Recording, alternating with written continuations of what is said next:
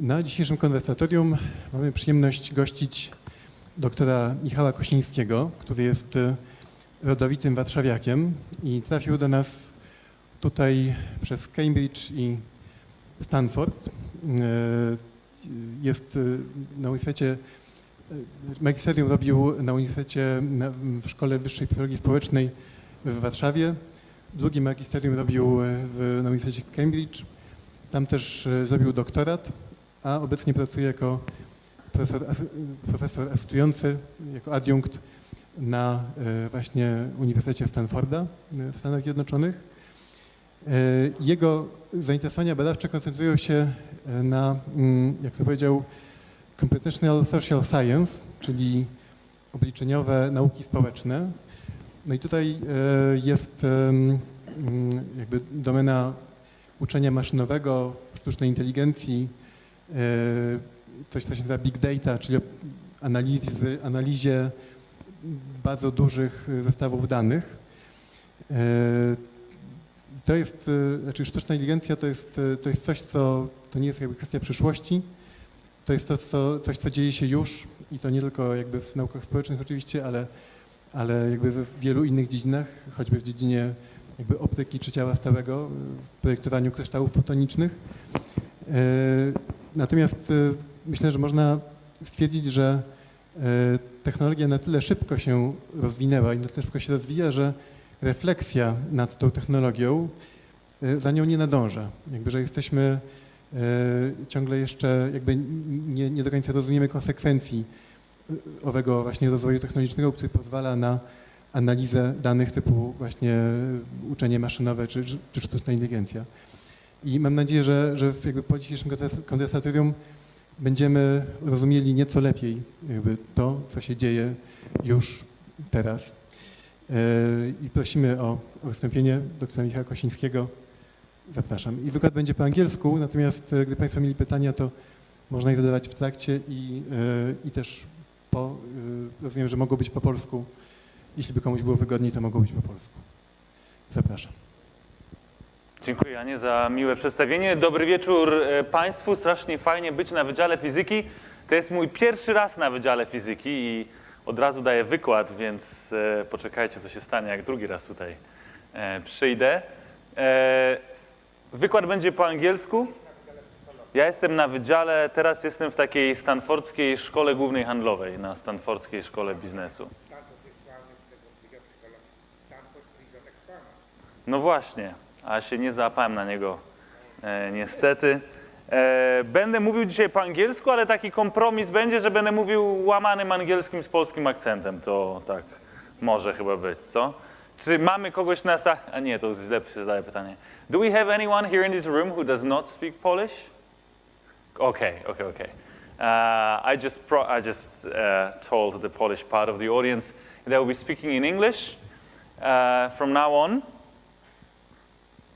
Great. Let's start. So I probably don't really need to spend too much time convincing you guys. Oh, I should ask one question before I go any further. Who in this room does not have a Facebook profile? Hands up. Oh dear. Oh dear. Only research profile, okay. What are you researching there on Facebook? Oh, ResearchGate, doesn't, okay. Doesn't count. It was a prerequisite for this lecture to have a Facebook profile, so I hope that you guys will open a Facebook profile afterwards. No? No? Okay, well, maybe let me try convince you that you should then. Okay, so I don't really need to spend too much time convincing you that we are leaving enormous amount of data every single day in terms of digital footprints. Now, this used to work. I'm sorry. Oh.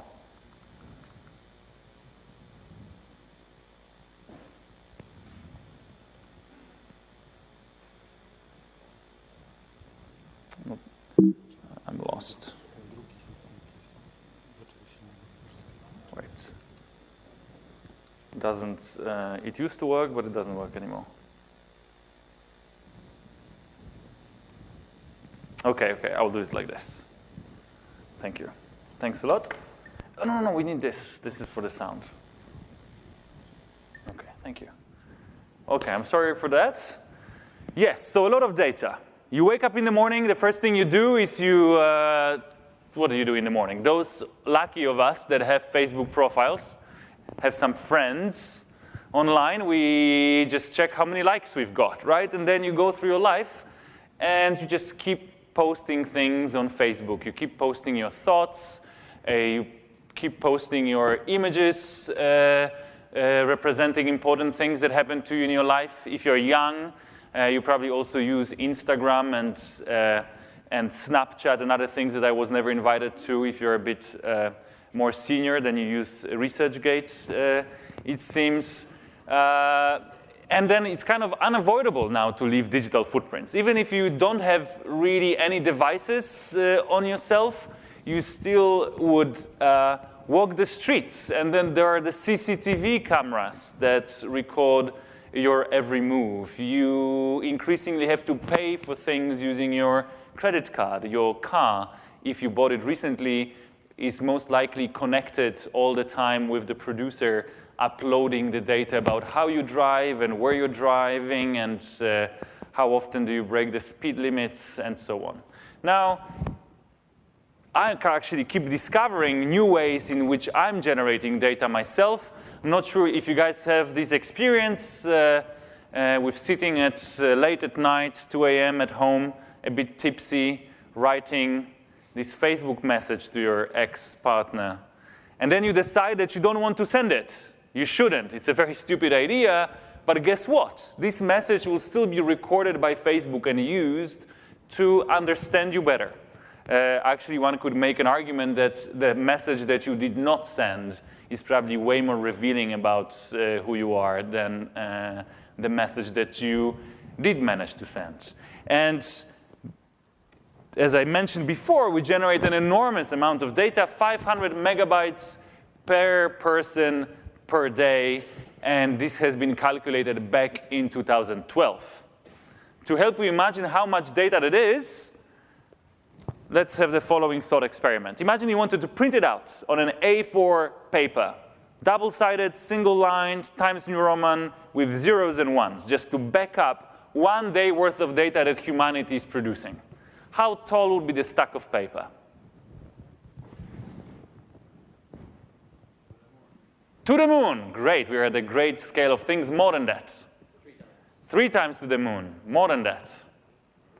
You'll be to the Jupiter. Yes, great guess.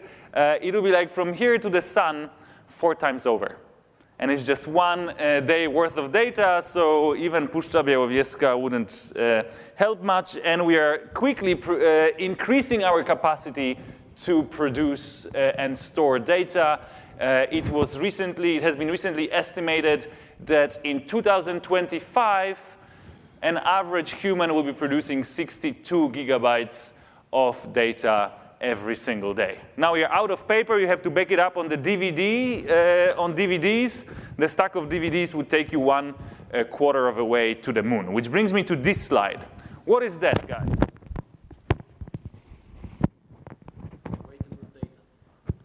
Great, but it's also a truck. That's actually an interesting phenomenon. There's a cultural difference here. In America, you show this slide, I don't need to ask a question, someone in the audience will be like, wow, look at this truck. 16-wheeler it is, I learned. Whereas in Poland, I gave this same talk today in PAN, in the Psychology Institute, and they basically just no one knew. I had to tell them it's a truck because it was like the audience was quiet.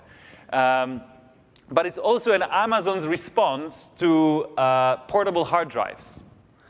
So there's a question for you guys. Why would you move data on a truck? Because it's faster. Great. Our capability to produce data and our motivation to produce data is growing much faster than our ability to send it over the distances. Now, why else? You're banned to give responses now. You're too good. Someone else. It's cheaper and it's more secure, exactly. If you're sending data through the internet and you think that no one is listening, guess what? you're wrong. Or you're just not important enough, and then maybe no one is listening. So nowadays, if you want to join Amazon Cloud and you're a company that has some data, they will basically send this truck over. So now, which brings me to the next question. Why would we care about data so much? Why wouldn't you just delete some data and move on with your life? Just in case, it's a great, okay, you keep it just in case, and this is my recommendation to anyone that asks me about what data they should store. Just store everything, just in case. Now, why would it be important? Because you're not always online? Yeah, store the data anytime you produce it. But why? Who cares about data?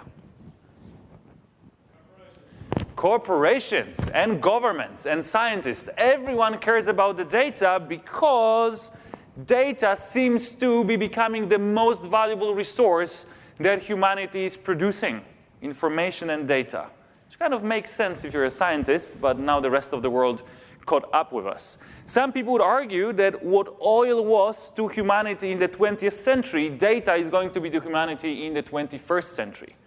Very much like in the 20th century, oil was used to fuel internal combustion engines. Now in the 21st century, big data is used to fuel prediction engines. And those prediction engines help us to solve a wide range of important societal or non-important societal problems. Like they allow you to understand the past and predict the future. And now, interestingly, probably you won't be too interested in that, but let me tell you, increasingly you see the entire industry switching to the new business model. They used to be in a business of producing something or offering some services, and now increasingly they are migrating towards mining or generating data. Now it's obvious with companies like Facebook or Google, they're kind of obviously in the data business, but it's less obvious in the context of other companies. Like I talked a few days ago with a big GSM operator, and now increasingly, they used to be selling connectivity to people. And now they decided, hey, instead of selling connectivity, maybe we could make a better business selling the data that you all generate while walking around with your smartphones. The same exact thing happened with credit cards. Who in this room has a credit card? Hands up. Great. How many of you guys pay a monthly fee for your credit card? Hands up. You guys, seriously. You guys need to do some more research. Credit card companies will gladly pay you money for using your credit card. Why? Because they moved away from a business model in which they were selling financial services. Now they see you guys as their main product. This is why they're willing to pay you for using their products and services. And you can just go to the website and actually just speak about it quite openly. There's this saying in America, I'm not sure if it works in Polish, that if you don't pay for something, guess what? You are the product. And increasingly companies, even like Tesla would tell you if you ask managers in Tesla what kind of business they're in, thinking that maybe they're producing cars, and they will tell you, we're not producing cars, we are a software and data company. So not only they make you pay for the car, but then also they basically use you to generate data that is pretty valuable for them. One interesting value that can be squeezed out of this data, autonomous driving. Google spent enormous amount of time, Google, the data company, spend enormous amount of time and effort having their engineers drive around their parking lot in the lame little Google car, whereas Tesla not only sold you the car, but also had you drive it around the world and generate the data that they use to actually catch up with Google, and some people say overtake Google in terms of autonomous driving in the matter of a year or so. Okay, so those digital footprints we are generating can be used to do many different things. Some industries are now entirely or nearly entirely run on data. Think about financial markets or stock markets. Majority of decisions and transactions there are now driven autonomously by computers bidding against other computers. In medicine, big data is revolutionizing how we go about diagnosing disease and how we go about creating new, better treatments, not only for a given ailment, but also very often for a given person and for a given ailment. You hear more about personalized medicine, which is basically a huge recommender system that recommends certain chemicals for a certain person / certain ailment. But I'm a psychologist, so I don't do any of those serious world-changing things, and instead I'm doing what psychologists do, which is trying to understand human behavior a bit better, trying to understand human psychology. And now when I started doing this, when I actually told my supervisor, as a PhD student, when I decided, okay, I want to study human behavior on Facebook, my supervisor literally face-palmed and said, "You will never find a job. I'm giving up on you. You're a lost case." Why was that the case? Because back then in 2008, 2009, no psychologist treated online behavior in a serious manner. The idea actually was my supervisor was totally convinced that when people go online, they suddenly become unicorns. So, 40-year-old guys become 16-year-old girls, and there's no connection between what you're doing online and offline. And one of my first interests, and it's kind of pretty boring today because it's obvious now that online and offline are just, or kind of online is just an extension of offline, and actually increasingly our lives either are mediated or tracked by some digital products and devices. So there's no clear border between those two, but at that time, psychology at least believed that those are completely two different things. So one of my first research agendas was just to see whether the behavior online has anything to do with behavior offline. And one way of showing that is trying to build a model. If you can build a model that takes your digital footprints of behavior and can reliably predict some traditional offline behaviors or some traditional offline psychological measures, such as IQ measure or personality measure, hey, that means that there's a direct connection, there's some mapping between those two. And now, because I'm from a business school, I get to show you a video, and this video will tell you more about the results of this study in which I think it will work now. Thank you. In this study, we looked at 60,000 users roughly and their Facebook likes, and we tried to see whether those Facebook likes can be used to predict real-life outcomes and psychological traits. And when we started, it was absolutely not clear that it's possible. And in fact, most of my colleagues, including myself, were surprised to see that those predictions, in fact, were possible. But let me now show you this short video. Now, clicking like on Facebook is something most of us do without thinking. The University of Cambridge over in London actually did a study of what people like on Facebook to try to determine facts about them that they wouldn't otherwise know. So they didn't just look at the products, the movies, the bands that people liked. They also looked at the status updates that people liked, the photos that people liked, and they were able to draw some really, really interesting conclusions about all of your likes that you're clicking can tell more about you than you might have realized, from your political values to your religion to your gender to your happiness to your age. In fact, some parts of your identity can be predicted with 95% accuracy. Accuracy was lowest, about 60%, when it came to predicting whether a user's parents were still together when they were 21. People whose parents divorced before they were 21 tended to like statements about relationships. Drug users were ID'd with about 65% accuracy, smokers with 73%, and drinkers with 70%. Sexual orientation was also easier to distinguish among men, 88% right there. For women, it was about 75%. Gender, by the way, race, religion, and political views were predicted with high accuracy as well. For instance, white versus black, 95%. The findings have alarmed privacy campaigners who fear this research could be used to commercially exploit users. So keep in mind that just because you think you're not revealing a lot of personal details on Facebook, you're still spreading the word to the outside world as well as those online marketers. Volunteers with few friends liked walking with your friend and randomly pushing them into someone or something. Hey, it's not their fault they don't have friends. Everyone they know keeps getting randomly pushed into traffic. High IQ corresponds to liking Mozart, science, and the Colbert Report.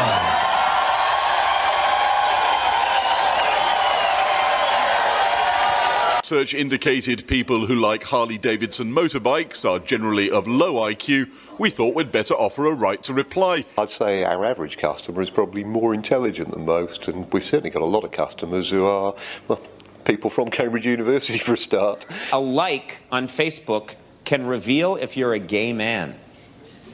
Yeah, especially if what you choose to like is penises.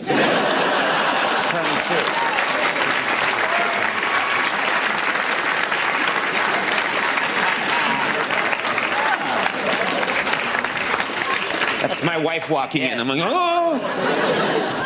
It's a joke. Okay. By the way, don't be an idiot and think that if somebody clicked on Wicked the Musical that they're gay automatically, or they clicked on Harley Davidson and they're stupid automatically. Ironically, that would make you stupid. Okay, guys, so as you can see, we can use those seemingly innocent types of digital footprints, your Facebook likes. And no one really likes anything overly embarrassing on Facebook. For those of you who don't have Facebook, it's a pretty vanilla type of digital footprint, not very revealing. No one likes technical documentation kind of things, or no one likes hobbies that might be too intimate or embarrassing to share it with the others. So there's not much really on the surface there. Those are mostly movies that people liked, or like funny cat videos or goat videos or whatever you're into. So there's nothing really intimate out there. And it turns out that a simple prediction model based on those seemingly innocent pieces of data can offer very high predictive accuracy when predicting a very broad range of psychodemographic traits. Which brings me to the question, okay, so how does the prediction model work? And I have this equation here for you guys. I know that you're into equations, but before we go there, let me just give you one example. Imagine an anonymous Facebook user, and you know only one thing about them, that they like Hello Kitty, the brand. What is the age and gender of this anonymous user? So judgmental. He said 14-year-old girl. In fact, this gentleman here is, this retired Japanese gentleman has the most Hello Kitty toys in the world. But yes. Pardon? That's true. It was a self-reported gender and it cannot be trusted. That's a great point. People are always often wrong about this. That's true. But you're right. 99% of people who like Hello Kitty are women, meaning that if you know nothing about a person, but that the fact that they know Hello Kitty, it's a safe bet that they are a woman. Now, where would they work? Would they work in sales or in the military? Military. It was not a trick question. In sales, of course. And would they use a PC or an iPhone? Of course, no self-respecting Hello Kitty fan would ever use a PC. As you can see, 2% of them have ever seen PC. They probably wouldn't even know what it is. So you can see here that even you don't need to be a computer algorithm to be able to make fairly accurate psychodemographic predictions based on one single individual digital footprint. And of course, in real life, these tasks are more difficult. Why? Because most of digital footprints are not so clear of a signal. The audience is not so biased in most of digital footprints. Let me give you an example. Who in this room likes Forrest Gump, the movie? Hands up. Thank you. You guys didn't see Forrest Gump? No, those who didn't like it. It's an awesome movie. You saw it and disliked this. Yes, sir. You have to watch it again. It's an amazing movie. Everyone likes Forrest Gump. Okay. But it's clear that because nearly everyone likes Forrest Gump, that the audience will be much less skewed, both demographically and psychologically, which means that such easy predictions are not possible. But algorithms have two advantages here over us. First, no one really walks around keeping tabs on the friends who watched Forrest Gump, so we are unlikely to spot those tiny statistical dependencies between watching Forrest Gump and being men or women or extroverted or introverted. But you can in fact see here that men would be slightly overrepresented among people who watched Forrest Gump. But now, of course, the overrepresentation of males is tiny, meaning that just knowing that someone watched Forrest Gump does not let you to guess their gender with much accuracy. But there's a second advantage of algorithms. They can basically take this grain of truth from each piece of signal, or from each digital footprint, and then aggregate it to arrive at the fairly accurate prediction.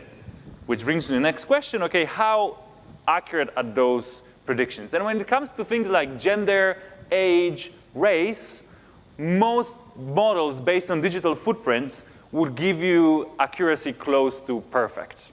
Now, the game becomes more difficult when it comes to psychological dimensions. Those are basically way more difficult to define, first of all, than to measure, but we keep trying in psychology. And one of the major frameworks in psychology is the personality framework, and the one that is personality model that is most popular at the moment is Big Five personality model, which tries to describe the variance or capture the variance in human behavior using 5 basic personality dimensions. And what you can see here is a plot showing a relationship between how accurately we can predict each one of these dimensions and the number of Facebook likes that got revealed to this algorithm that was referred to in the movie that I showed you a second ago. And we clearly do not have any psychologists in the room, or psychologists are dozing off, because they would be wows there looking at this plot. Because it's an amazing accuracy. The accuracy of the personality questionnaire at predicting itself is in the range of maybe 0.7 to 0.85 in terms of correlation. There's so much noise in this measurement, then if you give the same person, the same personality questionnaire, it's 2 times, let's say with a month in between, the correlation between their scores would be between 0.7 and maybe 0.9 if you really have a very good questionnaire. Okay. Can you answer this One at a time. Excuse me, sir. He was first. Okay. It's about memory, not about personality. I remember after more than a month how I played the questionnaires. That's true. That's true. But then we can do those tricks that we can basically, let's say, give you half of the questionnaire at 1.1, and we can give you another half at 0.2 of time, or even at the same time. And still the correlation, it's basically just not very accurate of a measure. Well, in terms of what you guys use in physics, but this is basically how far we can go in psychology. We're getting there. Can you? Okay. Could you predict, for example, some personalities, for example, using Cattell test and this test? There is a Cattell, you know, of course, because psychologists, there is a general personality test by Cattell. Can you remove Cattell test and use this? That's precisely what this plot is showing, that you can remove Cattell or IPAP or whatever other tests or a NEO-PAR.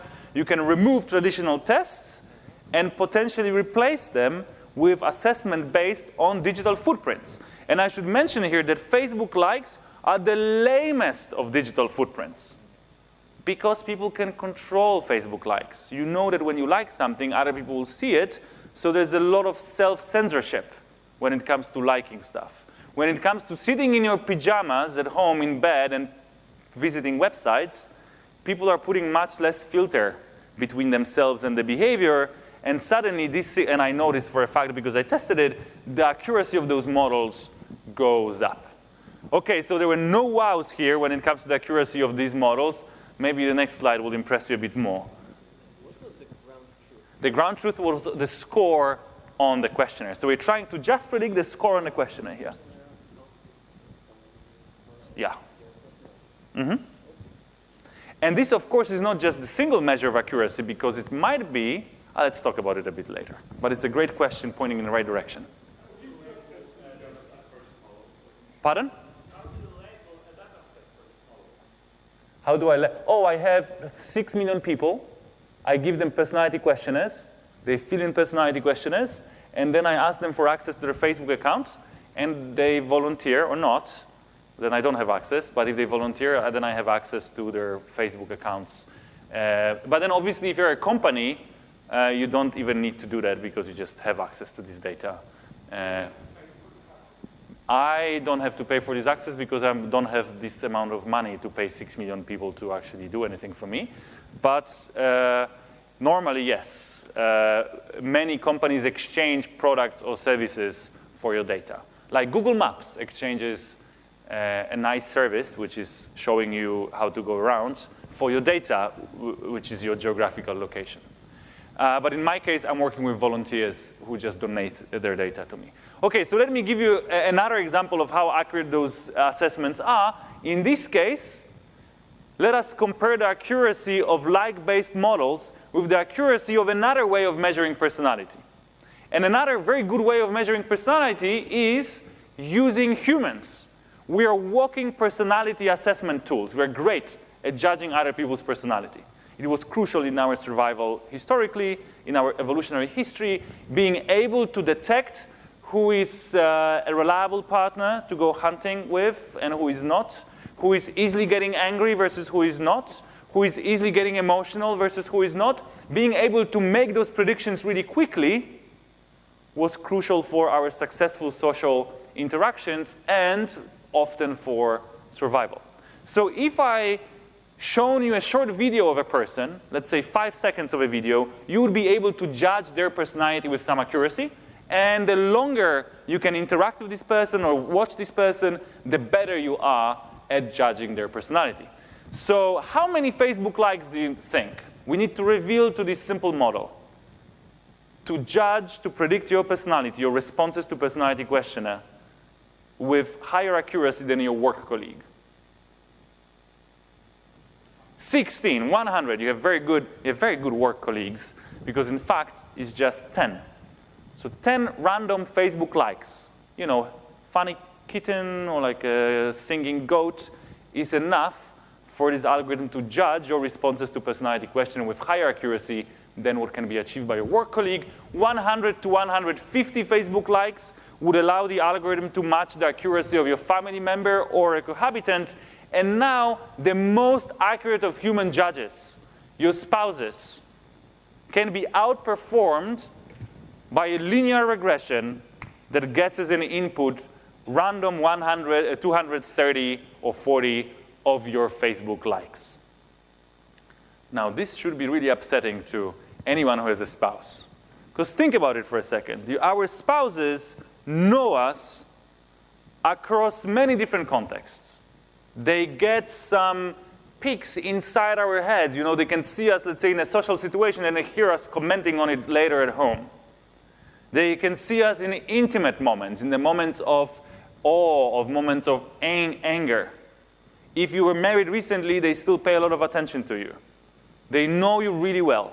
And yet a simple equation based on 200-something of your digital footprints and a very vanilla type of digital footprints can anticipate your future behavior better than such well-informed of a human being.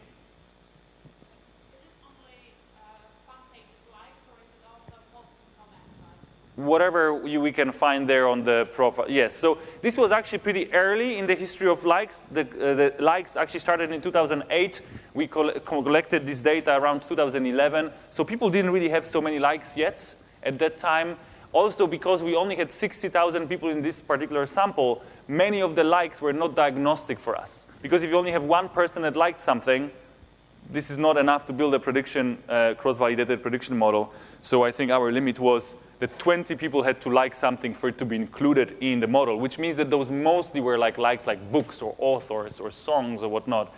But in general, you don't care. There's some digital footprint that you leave behind, and forget about even interpreting this digital footprint, because a basic recommender system just works on the following, based on the following idea, that if extroverts tend to like this thing, or tend to say this word, or visit this store, or purchase this thing with a credit card, whatever it is, we don't even care. It can be a goat video. If extroverts tend to do it, and you did it, you're likely to be an extrovert. Or like your probability function gets updated, your posterior changes. So how deep is this test for personality between real people? I mean, what it can predict? Because of course, this algorithm can be better than suppose after 250 likes, but in what it would be better? I mean, it would be better in judging if I want to go out for playing tennis or something like that, or something much more subtle, right? That's a great question. So what this algorithm is better than your spouse at is knowing you. If you define knowing someone as being able to anticipate their future behavior. Only in terms of likes? No, we don't talk about likes. We talk about answers to a personality questionnaire. And guys, answers to personality questionnaire are actually making knowing people really easy, because instead of asking a question that's really difficult, like, what if we put this person in this particular situation with these particular people in this particular room, what will happen? This is a difficult question. You can ask a simpler question, like, does this person like poetry? Or does this person get late to the meetings? So you kind of ask for these like general behavioral tendencies, which if you know someone, it should be really easy to say whether they like poetry or not. And it is. You know, spouses can judge your personality fairly well. Or your responses to the questions such as, I like hanging out in coffee shops with my friends. Those are literally questions from personality questionnaires. And it turns out that this equation can answer those questions even better. And, by the way, who cares about predicting personality? Well, I care because this is how I talk with my audiences in psychology departments. But at the end of the day, who cares about personality? You can predict the actual real-life outcomes, like this person will buy this car or commit a crime, or be a good salesperson, however you define being a good salesperson. This person could be a good pilot or not. Or be a good pilot or not, great, or have this illness or not, and then this accuracy goes up, because the personality is a fuzzy variable. We can't even measure it using questionnaires very well. But things like whether this person gets cancer or not, it's a much better defined of a question where ground truth can be measured with higher accuracy. So again, Facebook likes might not be the perfect type of footprint to use here, but there are other types of digital footprints. And also it seems there's this one kind of really an obvious thing, really, which is the following. If there is something in you, be it a biological trait or psychological, which is really, again, biology, psychology is just biology, right? If your psychological trait, which is just an expression of your biology, and I'm not even, because of course people say, what about environment? Well, environment also gets encoded in your neurons, so it becomes biology as well. So even if you learned something, if you know geography, now geography is represented in your biology, in your brain somehow. So basically, if there's something in your biology / psychology that really affects your behavior in important ways, usually what would happen is that it, to some tiny extent, would affect your behavior across the board. It would affect how you use your computers, your car, your internet, your Facebook, your smartphone, when you get up in the morning, what you eat, what you buy with your credit card, and so on. Which basically means that if there's an important thing in you, you can probably predict it from whatever digital footprint you would look at if you have enough of it. So how close is this to the Minority Report movie? It's way closer than we think. I will tell you why. I know it's too early for this question. Let me tell you now. Okay. Let us ask this question a bit later, okay? But let's remember, because it's a great question. Cool, okay. And by the way, I encourage all of you guys to go to University of Cambridge website, applymagicsauce.com. Isn't it a great name? I came up with it. ApplyMagicSauce.com, and you can check your like-based personality and other traits there if you have Facebook accounts. And if you don't have Facebook account, just open it and like a few things, and it will work for you as well. And the data is not, it's either only stored for research purposes or it's not even stored at all. I forgot what it was. Now, the model is based on American data, it's an American model, so the results, I'm not sure how accurate they would be for Polish likes, but go and see. Okay, and as I mentioned before, there are many other types of digital footprints, like language, for instance. Much better, in fact, of a digital footprint because we generate even more language than we generate likes. And language also kind of expresses more signal than likes would. We have intimate conversations with people. We write intimate emails. Language very nicely represents changes in our emotion, and not only the words we use, but also how we talk about things.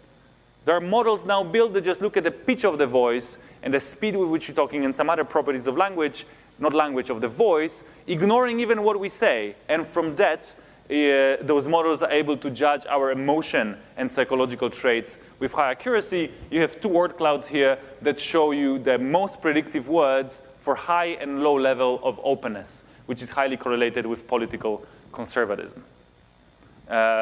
Again, each single word that you use is to some little tiny extent predictive of most of those traits, but those are just the most extreme ones. And again, there are products out there like IBM Watson that allow companies and governments and institutions and secret services to translate language data. Pardon? It's it's. Maybe that's the full name. I'm not informed well enough to know that. IBM Watson, that's what their website is called. And they can turn your language into predictions of your individual traits. And there are many other types of digital footprints that we can talk about, but I wanted to spend the last few minutes that I have to talk about yet another type of digital footprints that we're leaving behind, our digital images of our faces. Now, when I say this thing in a psychology department, I'm usually very cautious because this is when the rotten tomatoes start flowing in my direction. I'm glad you guys are all more open-minded than social scientists. Because when you tell social scientists that, hey, you can predict stuff from people's faces, they get very angry. It's pseudoscience. It's not possible that you could predict anything from anyone's face. And in fact, this was the ideology I believed in without examining it ever, because this is how I got educated. I got told about physiognomy and how it was a pseudoscience, and how could anyone ever claim that you can predict anything from someone's face. But then this is just so obviously stupid, because of course you can predict stuff from people's faces. Like gender. Gender is a psychodemographic trait, and no one has any doubt that we can predict gender from people's faces. Interestingly, psychology doesn't really understand how we go about it exactly. When you ask people, okay, so how do you predict gender? They would say, okay, beard. But then you remove beard, they say, okay, maybe hairdo. You remove hairdo, maybe makeup. You remove makeup, and we're like, okay, I still know that it's a man or woman, but I have no idea how my brain is doing this. And we, in fact, have no idea how the brain is doing this. If I just showed you an image of a corner of my eye, you'd be able to judge my gender very quickly and with very high accuracy. And science has no idea how the hell the neural networks in our brain go about this business. But it's clearly crucial to a human survival, so our brains got really good at it. Emotion is an intimate psychological state. No one has any trouble judging other people's emotions, even when people try to hide their emotion. Our brains still are able to judge it with high accuracy. Genetic disorders. Even untrained eye can recognize quite a range of genetic and developmental disorders, like fetal alcohol syndrome. You can take a person that is 85 years old and very accurately judge whether their mother was abusing alcohol during pregnancy or not. Our faces clearly communicate a lot of information about our psychological traits, because all of the things I mentioned, genetic disorders, developmental disorders, what else was there? Gender and emotion, they all affect our behavior as well. Which of these guys voted for Trump? Right? It's pretty clear. Because what else? Culture affects both our behavior and our faces. And there's a number of factors that underlie both behavior and faces. Let me give you my favorite one, because I'm affected by it all the time. Testosterone. We know what is the effect of testosterone on behavior. We can give people a shot of testosterone. We know how their behavior will change. This is also why half of this audience does stupid things all the time. Testosterone. Now, testosterone also affects your face. It will raise your hairline, which also half of the audience is slowly experiencing here in this room. It decreases the amount of collagen in your face. It increases the density of your facial hair. Here you go, a factor that affects both behavior and facial appearance, and both in complicated ways. But there are other interesting mechanisms, so we have common factor affecting both face and behavior. But also your face affects your behavior. Let me give you an example. It's well known in psychology, and very unfortunate as well, that if you're a nice baby, if you're a pretty baby, and you smile at your mom is more likely to smile back at you.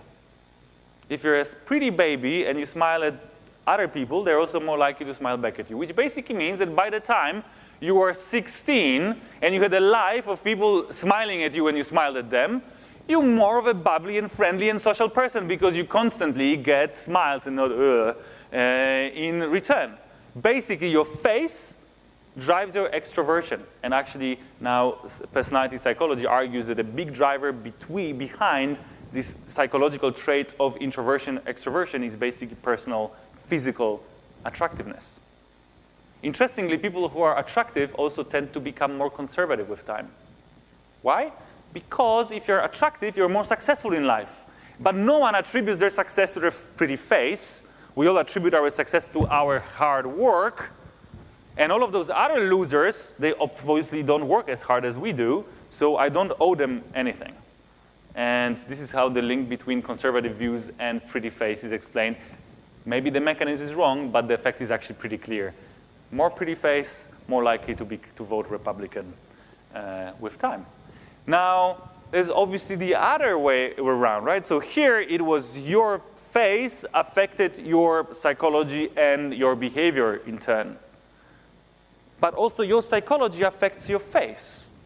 If you are born, and we know that political views are heritable, controlling for shared and non-shared environment, you have adopted twins, went to 2 different families, wait for 10, 20, 30 years, the political views will be basically the same. Political views are to a large extent heritable, or simpler psychological tendencies that result in differences in political views are heritable. But then you have political views.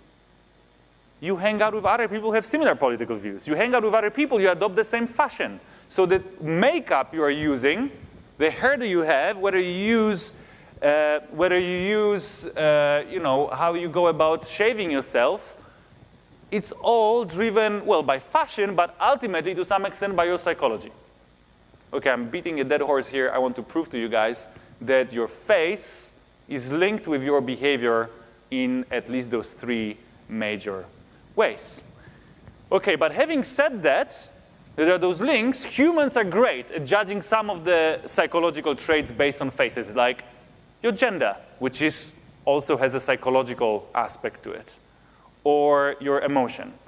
But we are very bad at judging other things, like personality. You can judge personality from a short interaction, and I showed you already that you are much worse than a simple equation anyway, but you cannot really judge personality based on an image of someone's face. If I ask you to judge which of these women are more extroverted, you would be better than chance. 54% to be precise. 54% would be compared with 50% being complete randomness, right? That would be your accuracy. Not too much. But it may mean two things. Either there's just not so much information about your extroversion on your face, or your brain did not develop a capability to either recognize the signal or interpret the signal. And let me prove to you guys that it's the latter. What I did here, I overlaid on top of each other 10 images of introverted women and 10 images of extroverted women. Suddenly, there's no question which of these groups is introverted, right? Which one is introverted? The left one. Great. Can you see that? No, those are actually just faces. Mean of the face. Not even mean of, just 10 faces overlaid on top of each other. You're overestimating my technological capabilities here. No, I'm doing this as well. No, it's just 10 images totally overlaid on top of each other without any transformation. I will show you some eigenfaces as well. How did you select those faces? Pardon? How did you select those faces? Those are introverts. So this is in a small subsample of introverts and extroverts. You have basically 10 faces selected from there. Randomly picked? I think that in this case it wasn't randomly picked. We have to control for a few things like the location, the angle of the face, and so on. Also, when you overlay too many pictures on top of each other, then they become really blurry, so there's also only we can take a few faces. I will show you, though, the faces that are randomly picked. Just I'm using then eigenfaces because then you get a better view.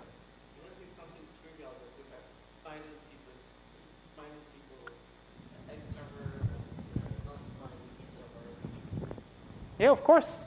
This is trivial.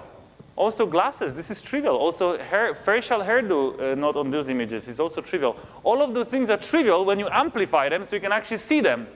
But when you see just an individual face, look, wearing glasses doesn't make you an introvert. But there's slight bias. It's like with Forrest Gump. Like watching Forrest Gump doesn't make you a man. It's not like enough to make a prediction, but there's a slight bias. So now when you amplify the images, amplify those traits by overlaying those images, suddenly the signal becomes clear. And what you can see here, you can see expression, smiling, not smiling. You can see grooming, makeup, dyed hair, better hairdo. Sorry, introverts, extroverts know better how to go about their hairdo. For extroverts, contact lenses for extroverts, glasses for introverts. And again, this is not deterministic. Those are just tendencies that get amplified here. But also differences in facial morphology. When you take those images in the lab setting where people face the camera straight and you control the angle and everything else, you can see that introverts and extroverts have different shape of the jaws on average. They have slightly different shape of their noses. Again, those studies are not aimed at recognizing the sources of those differences, but this would be consistent with the effect of hormones. Hormones, prenatal androgens regulate the size of your jaw and the size, not regulate, influence the size of your jaw and the size of your nose. Are the photos taken from social media, like taken and uploaded by themselves? In this case, yes, but we also use photos taken in the lab. Because there could be some sort of self-selection bias. Sure. Like their photos. No question. It might be that extroverts just like to present themselves in kind of more extroverted fashion, which amplifies the signal. But it turns out that when you take those photos in the lab, controlling for everything, removing makeup, the prediction accuracy remains the same. The model will be slightly different because then it doesn't get the, let's say, your location, orientation of the head, but the prediction accuracy stays roughly the same. Because if you take the picture in a control environment of the lab, there's also much less noise in the data, so the algorithm can kind of focus on the signal is clearer there to make a prediction. Now, there's one interesting aspect here of those two images. Extroverts have no nostrils. Can you tell me why extroverted women would have no nostrils?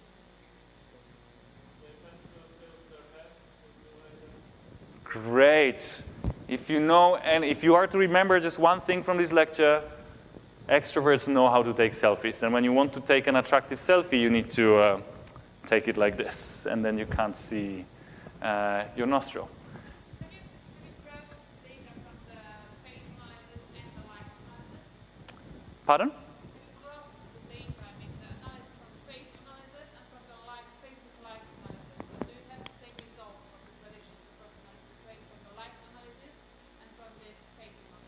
I did not do it yet. I just compared it with questionnaires. But then before I could cross many different types of data, language data, likes data, and many other types of data, and you get very nice compatibility between the results from those different sources. Faces is just, so this is still in preparation, but we just start publishing in this area. And here you have composite faces. You have where you can average more faces. I think there is, 500 or 100 introverted women and extroverted women where you use then computer vision algorithms to kind of average the face so it looks a bit more beautiful, and you can clearly see the differences between those two. And you can also kind of clearly see that it kind of matches our human-based stereotype of what an introvert and extrovert would do. Now, an algorithm based on faces, an algorithm that I train on my laptop. We are not talking here about algorithms employing much larger data sets and much more computational power. It can judge your personality from your face with an accuracy comparable with a short personality questionnaire. And commercial products and services of this kind are again available. Here you can see the screenshot from Microsoft Cognitive Services, which would judge your psychological states based on your face. But now an interesting fact is that if you have images across time and you can judge psychological states across time, then you're actually getting down to psychological traits such as neuroticism, which is a tendency to experience negative emotions, which can be clearly read from this face. So let us talk for a second. How many seconds do I still have? How much you need? How much I need? Okay, guys, you have some time. Maybe 10 more minutes. Is it okay? Okay. Okay. You have no choice. Let me talk about applications for a moment. I will try to keep it short. One thing, and we heard a lot of people talking about it in recent years in the context of political elections especially, was, okay, so if we now can know personalities and other psychological traits of people in the context, for instance, of a marketplace, perhaps we can manipulate them more into buying our political messages or buying products. Call it manipulate or what? Call it manipulate. And the question was, okay, so can we do this? Is it efficient at all or not? So we ran a series of studies where we tried to sell people real products on Facebook that were not political messages. You can't, I believe that you cannot really do it in an ethical way in the academia. Unfortunately, industry seems to be doing it at a large scale with some good results out there. But obviously, they would not tell us how accurate those models are. And if they tell you how accurate those models are, there's obviously a motivation there to maybe overrepresent the accuracy. So we decided to test it on our own using products. So what we were doing here, we would ask companies who promote products on Facebook anyway and sell them to basically let us measure whether personality, in this case micro-targeting in terms of personality, changes the likelihood that someone will buy a product. And we did it in the following way. We created a bunch of adverts that were aimed at certain psychological profiles. In this case, those two adverts, as you can see clearly, are aimed at extroverts and introverts. Extroverts, taking selfie in a correct way with friends, and then kind of promoting cosmetics in this context, versus introverts, beauty doesn't have to shout, and so on. And now what you can do, you can show those ads to both introverts and extroverts and see what will happen. Now, how do we identify introverts or extroverts in the online environment? By their faces or likes. No, by the past events. Past events, great. By past behaviors. Look, you can actually do it very easily. If you have your model, let's talk about gender for a second, it's easier. How do you identify women on Facebook to show them an ad? Well, you can just tell Facebook, hey, show this ad to women, and Facebook would do it. But imagine Facebook was like, okay, we are protecting privacy of women from now on. We do not allow you to target women separately. But then guess what? I will go to Facebook and say, okay, so why don't you target people who like Hello Kitty for me? And then guess what? You still get to target women, and whoever clicked on your ad It's 99% likelihood that there will be women, which in fact is a major privacy flaw, unsolvable, I think, privacy flaw of behavioral targeting. Because Facebook promises you that they never sell your data to advertisers. Well, they don't sell it because they give it for free and they're getting money for other things in return. But even if this was true, they have no other choice. Because the whole thing is running on behavioral targeting, which is people do something, we show them an ad, we enable advertisers to target you when you do a certain thing. And it's not only Facebook, it's also your credit card, your web browsing history, your Google history, and so on. So all of the platforms are doing it now. But now think about the following very simple scenario, which is, if I know that my political opponents tend to like certain thing on Facebook, I can go to Facebook and tell Facebook, can you show, please, this ad to people who like, Hello Kitty or whatever else I found that my political opponents tend to like. Or I'm a Westboro Baptist church and I want to send some hate mail to gay people. So I say, hey, Facebook, why don't you show it to gay people? And in fact, Facebook last year still enabled this function. You could just say, Facebook, show this ad to gay people. And you would see an ad. And you saw this ad because you're gay, but you didn't know you got this ad that you were gay. So I made a little scene there at Facebook, and they switched this off. But you still can target people based on the fact that they like one of those likes that only gay people like. Like whatever the gay dating app is called. Yeah, I forgot.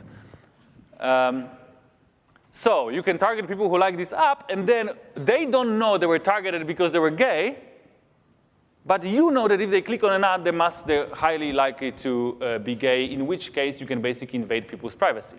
But you can also target people with ads like this, targeting introverts and extroverts, and let me show you how much better you are getting. So you have a dark bar and light bar. Those are conversion rates, so those are people who actually bought a product. And you can see that if you match the personality of the audience with the personality of an ad, you get a boost in sales.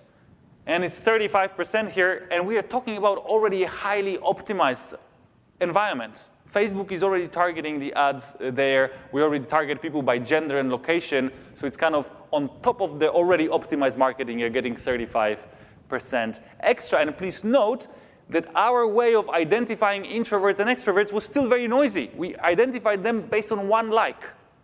We basically took a like for extroverts, what was it, dancing or theater or whatever, and for introverts it was something related to Star Wars or whatnot. And we know from our models that those people would have basically introversion, extroversion dimension, but it's still very noisy. Plenty of extroverts still like Star Wars.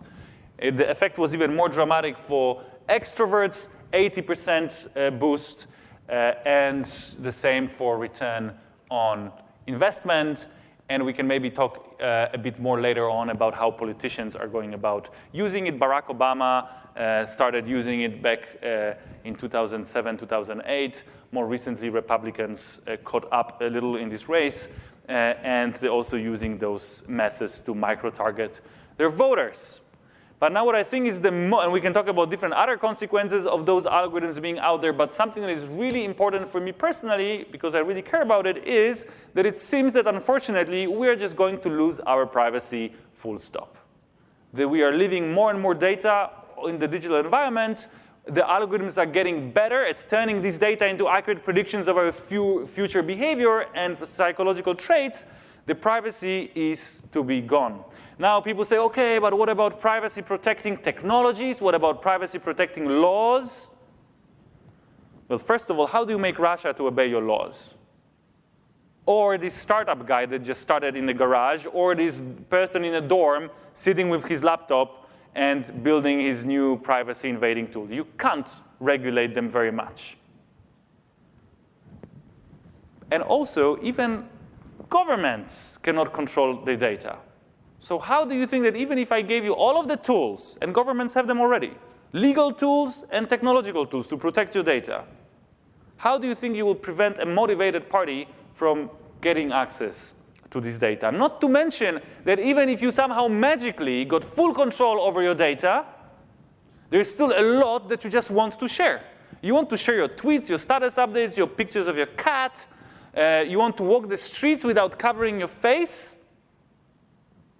And this is already enough, or more than enough, for an algorithm to be able to very accurately judge your intimate traits and predict your future behavior. And when I reach this stage of the lecture, people say, okay, whatever. Maybe we just have to put up with some creepy marketing. The problem is that losing our privacy is not just a bit of creepy marketing. Let me show you those two composite images here.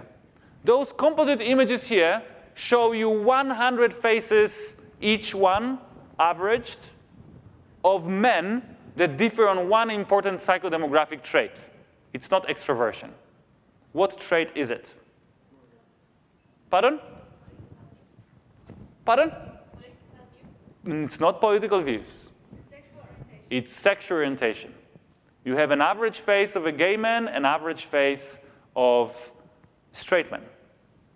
And it turns out, so you can clearly see, by the way, they are different. And if you look closer again, you would see differences in morphology, in shape of the nose, shape of the jaw. You would see difference in facial hair. You would see difference in the shape of the forehead. If you look at individual images, you would see difference in how much hair they have. This study, again, was not aimed at studying the sources of those differences, but those differences seem to be compatible with how prenatal androgens affect the development of the face. And it seems, and there are actually quite a few theories developed in studies on sexuality that suggest that the same prenatal androgens also affect sexual orientation, but it's not the core of the message here. The core is that given 5 facial images, and we run it on the dating website images, we run it on Facebook images, we are now running it on images collected in the lab. Based on 5 facial images, a lame algorithm trained on this lab was not even trained.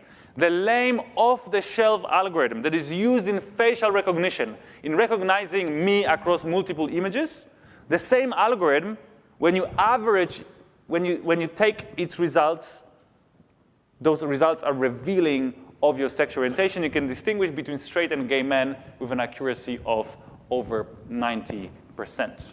And we,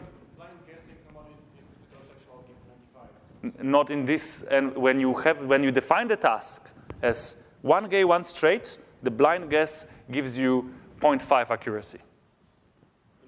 In that case. Now, you never have a perfect test of anything. Now, to compare this accuracy with something, the test, for instance, for breast cancer would have the same AUC, area under the curve, of 0.92. Our state-of-the-art Parkinson tests have AUC of 0.91.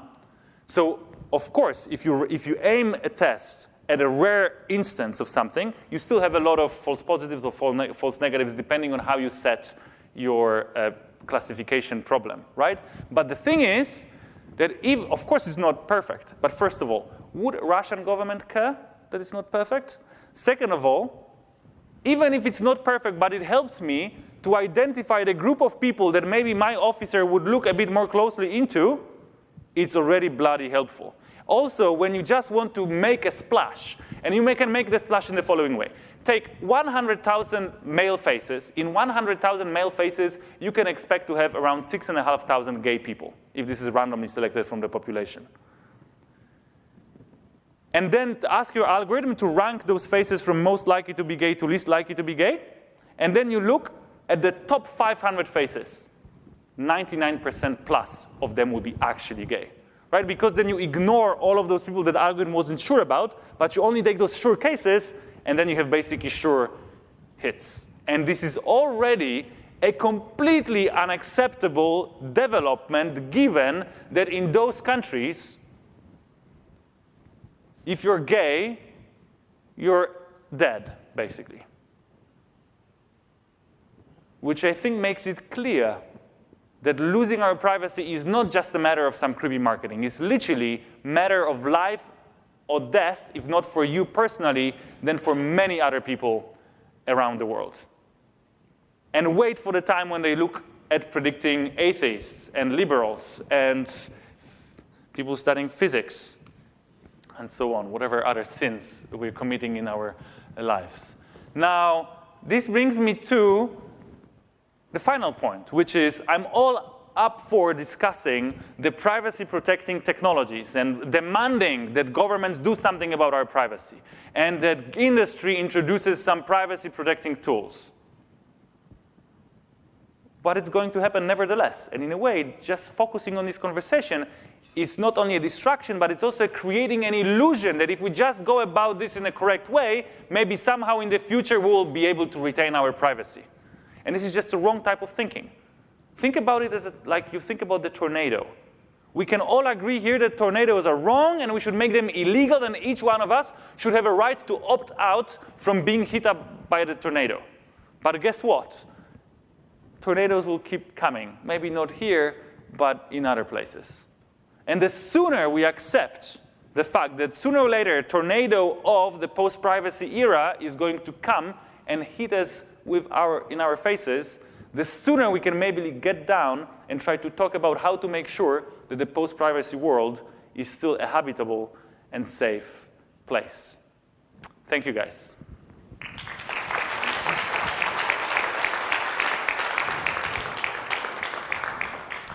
Thank you for this very interesting talk. There are many questions over the lecture, but maybe there are some that still remained. Please. I have one question. You've shown us that if you have a lot of computational abilities, if you are talking about the big corporations of the governments that can use all this stuff to actually be quite accurate about making psychological profiles of single person. But how it is possible for average person that is here, for example, if I don't know, the guy likes a girl, he takes her Facebook, he looks at her Facebook profile, he takes some specialized programs that are on the internet, he spends like a day or two in there, and he has her full psychological profile. Well, uploading your image to Microsoft Cognitive API takes 2 seconds. Why sooner or later someone will develop an app on your phone? You already have like this Google goggles that does stuff for you. It's just a question of time when someone will develop the same app that just you can point at the person. In fact, it would be a life changer for autistic people. Because I'm kind of scaremongering a bit here. I don't intend to, but like I know that I focus on the negative because I believe that we have to talk about negative to make sure that we take as much advantage from those technologies while paying the lowest price possible. But in fact, all of those technologies that I was describing here today, the great majority of the applications are just super positive for humanity, very much like with fire or nuclear energy. But we need to talk about the downsides. And just to give you an upside, clearly, if you're an autistic person and you could get software that helps you to recognize people's emotions, which you can't do yourself, this is great. If you can recognize that someone is now at risk of committing suicide, you can save people's lives. If you can recognize someone's mole for a cancer, for skin cancer, for real dangerous skin cancer, you can save people's lives. Again, if you live in a wealthy, affluent Western society, and we in Poland are living in such society, most of those benefits are like, no big deal for you, because if you are feeling unwell, you just go to a psychologist, especially if you live in Warsaw. And someone will pay for it. If you live in the developing country, having a computer program that could potentially diagnose, potentially better than a real psychologist, and also it wouldn't judge you, diagnose your psychological problems, or warn something that you are now, your psychological state is deteriorating quickly and you may be committing suicide, it might be a difference, it's a huge difference for you. And by the way, even in dating, if you can help people to choose to find, if you can have mutual consent and have people have some computational methods based on their likes or language use or whatever else, help them to have more successful and harmonious relationships, I'm all up for it as well. There's much that we can improve in terms of how we are finding our partners. Suppose there is a war and you need to recruit 2 million people to the army out of 20 million. Would you do it based on your Facebook likes, or rather you would simply recruit those that do not use Facebook? It's a great question. Well, I'm asking this because it means that even if we protect our privacy, it's not protected. Well, first of all, if I was to actually make some decisions about people's psychological traits, for instance, I would not use Facebook likes. I would use your browsing history or geographical location history or your credit card history. Those are much more revealing / intrusive types of digital footprints. And increasingly, we just don't have a choice. You know, cash will go away in a few years. You have no way not leaving digital footprints behind. Are there any other questions? Could you outline some frameworks and models that you are using in your work? Great question. Depends on whether you ask me what models I recommend others to use or what models I'm using myself.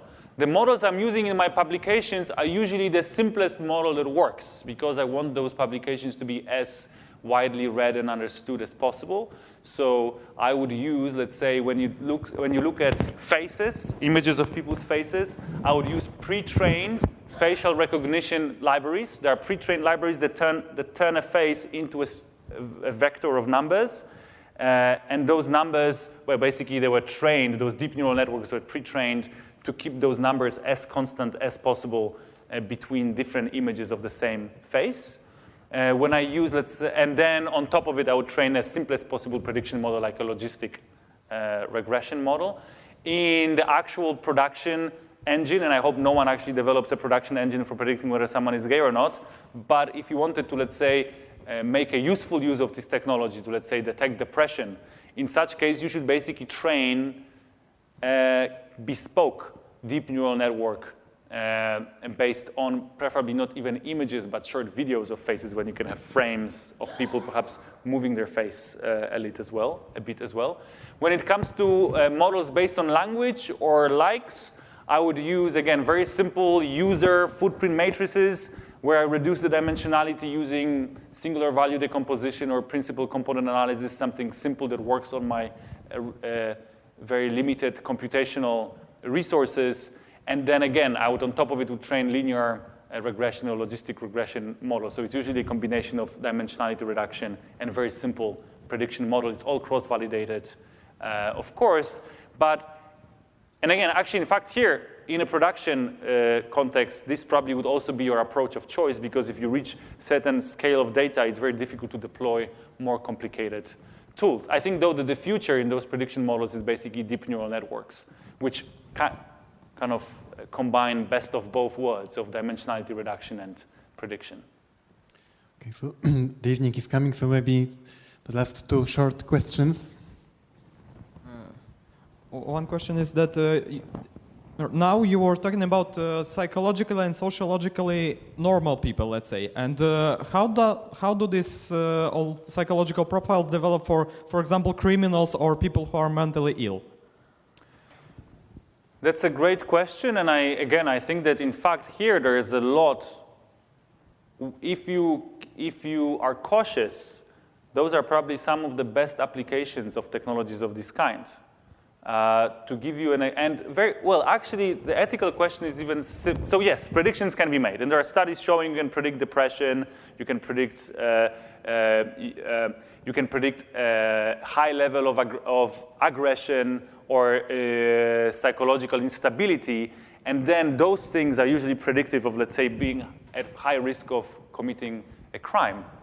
And now people say, oh, Minority Report, right? We started this conversation before, but what I think is that we keep forgetting that we're already doing this.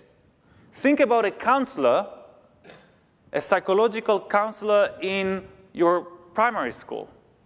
Their goal is to monitor the behavior of kids, identify the kids that have behavioral problems, psychological problems. Now, for instance, they have trouble managing their aggression, and try to offer them more time, resources, inquire if everything is all right at home, try to basically give them more care to save them from themselves and save the society from potential problems that might be driven by it.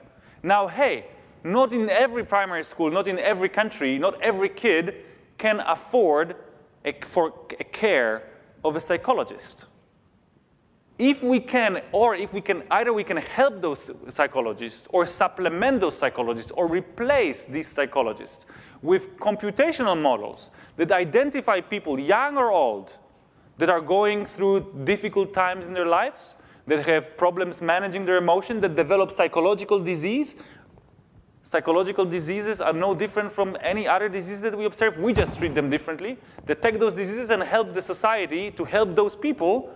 I think that this, if we just do it carefully, this might be a great change for many, especially those that now sit in prison, and maybe they wouldn't have to if just someone paid some attention to them. Okay, the last short question. Are there any law regulations which are touching this micro-targeting, let's say, ground, not a problem, but rather possibilities in ground in terms of, because we can use it in a positive way, for example, some social campaign for something and target it to people, but of course it could be used in other ways. So there are any countries are thinking about regulations or not, or? It's a great question. So first, how you define good or bad depends on where you're sitting. Of course, in now everyone in the United States is losing their minds about Russians meddling in the election, forgetting how many millions of dollars every year the Department of Defense of the United States spends on psych ops in Russia and countries around it, convincing people to what I believe is a worthy goal, to be convincing people to like democracy and freedom and disliking autocrats. But if you're an autocrat, the kind of situation is completely reversed for you. So that's the first point, that the difference between manipulation and positive influence just depends on your point of view. Second problem is that those are areas extremely difficult to regulate, and very often you are being counterproductive regulating them. I'll give you an example. We have in Europe more strict regulations related to privacy than they have in the United States, and this is one of the big reasons why entire internet industry developed in the US. So now, yes, we prevented Google from developing their evil algorithms here. Guess what? It means that our European data is now processed in the United States, which gives the United States a huge edge over European governments. And we tried to solve it by having our European search engine, for instance, but it doesn't go anywhere because it's just bloody difficult to win with a monopolist in this case. And we are just even making our situation even more difficult now by tightening the screws in silly ways even further. To give you an example of silly tightening of the screws, you've surely seen your cookie messages on your website. Hey, if you disagree with using cookies, why don't you just piss off and leave this website? This was supposed to give consumer a choice whether they want to use cookies or not. And websites basically said, well, if you don't want to use a cookie, why don't you just go and not use Google? And going further, we already have laws that regulate those things. Your Facebook likes allow me, even outside of Facebook, to guess your sexual orientation with an accuracy close to perfect. Forget about your Facebook facial image, just Facebook likes. Now, in many European countries, storing information about your sexual orientation, political views, and religion, and a number of other things is highly regulated. It's illegal for a company to store this data. But then Facebook likes are this data. So according to European law, or at least European law in many countries, storing your Facebook likes is fully illegal. The same about your search history, Spotify playlist, your pictures on Instagram. All of those products and services are illegal in Europe according to our current law. Now, do you ban them? Do you say, oh, hey, Europeans, why don't you just not use Google from now on? Because it's illegal in this country. Which basically shows that it's kind of impossible. And we also, okay, one more thing that we forget about. I'm sorry, this is kind of the last question no one asked, but I'll answer it. So jak żyć, how to live, right? People would say, okay, so I don't want to give my data, I will close my Facebook account, and so on. But we also have to realize that sharing your data and giving up your privacy has an important function in the society. By sharing your medical records, if you ask me, do you want to share your medical records? I don't. But if everyone stops sharing their medical records, we are killing the progress in medicine or slowing it down, developing new diagnostic tools, new treatments, and so on, which basically means if I get to keep my data private, I shorten life expectancy of myself and others. If I manage to use Google Maps to navigate around the world without sharing my own location, which, by the way, is kind of impossible when you think about it. But if I manage to do this, I'm literally free riding on the backs of those other people that were willing to give up their privacy to enable me to get this amazing product that's not only saving my time, but is saving oil and environment and boosting the efficiency of the economy. It's great.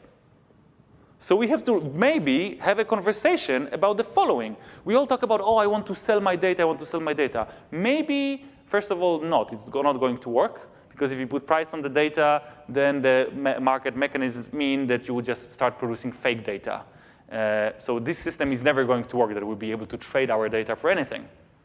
But OK, we're giving it for free in return for services.